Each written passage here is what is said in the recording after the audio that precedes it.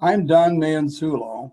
I was a member of the United States House of Representatives from 1993 until 2013. The area that I represented, the 16th District of Illinois, started on the Mississippi River, way at the top of the state, all the way over to within one county of Lake Michigan. A lot of heavy manufacturing, agriculture, agricultural products added, and a lot of other interesting activities going on, including banking and international trade. In the United States Congress, I was a member of the U.S. Foreign Affairs Committee, the U.S. House Foreign Affairs Committee. And at the time, I actually chaired the subcommittee on China and the Pacific.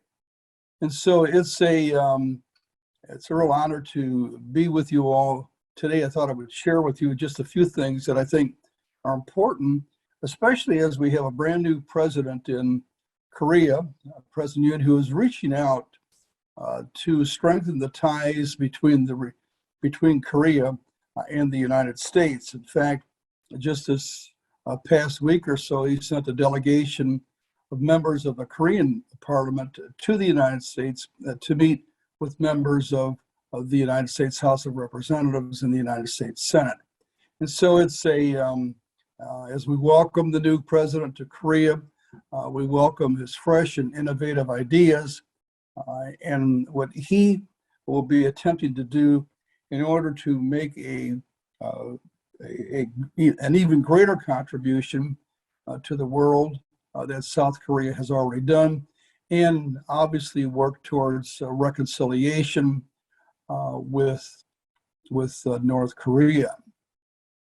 As part of my duties in the House of Representatives, especially on the Foreign Affairs Committee, was to engender these very close relationships with my colleagues all over the world.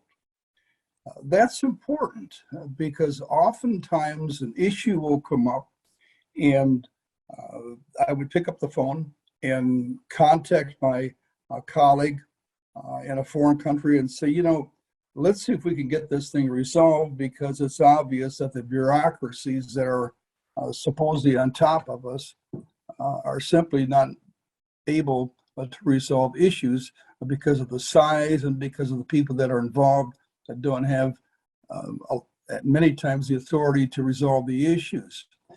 With the U.S. EU parliamentary exchange, and also with the U.S., China, and Korea.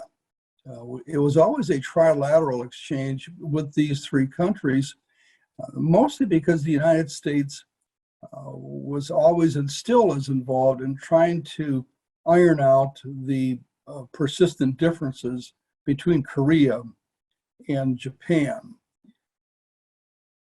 It's important for people like myself, even if I had not belonged to the International Affairs Committee, to travel, to meet people face to face.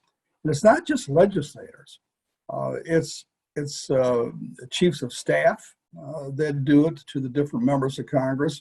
It's people in the private sector, because I've always believed that you can sit there and read a document and, that's interesting, it's good background, but it's nothing like meeting somebody face to face, seeing the challenges that he or she faces, and then when an issue comes up, or even at the time, trying to resolve something at first informally before it ever gets to the level where governments have to get involved. And obviously at that point, you're always going to have a snag.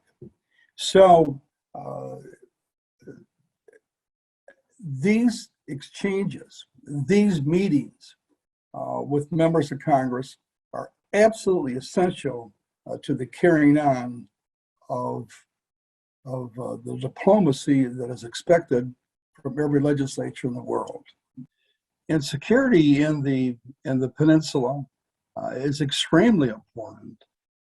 Korea is in the very difficult position of trying to keep up its weaponry, its self-defense, It's cutting edge on military equipment. At the same time, doing everything possible to lower the tension with North Korea. I really don't know of any country in the world that has that double-edged challenge. A country that half the country, the northern part here, continues to threaten the southern half of the country. I like to think of it that way, as one country, because it's one people. And at the same time, the country to the south, South Korea, is saying, look, we know we have a lot of differences, but there's a lot at stake here. It's the people that are at stake that are really suffering because of having a divided country. So South Korea has to do everything possible to bring about peace, if you want to call it that, with North Korea. At the same time, convince North Korea that extended exchanges, that interactions, that North Korea does not have to be afraid of South Korea, that North Korea has a lot to add to the peninsula in itself, especially in the area of minerals, and that the people of South Korea genuinely are interested in having a peaceful peninsula, a unified peninsula. So the challenges are there. And now you have these challenges layered on top of Russia, Putin trying to be the new czar, to reunite Russia to where it was back in the 10th century. And these countries that bind together for the purpose of old alliances. This is a very challenging time for the folks of Korea. The new president is stepping up to those challenges very rapidly. And many of the people in South Korea, I'll be quite frank here, have not paid a lot of attention to unification. And that's easy to understand because the young people don't really know anybody to the north. If you stop to think about it. You have to be at least, 65 years old or so to know somebody in North Korea.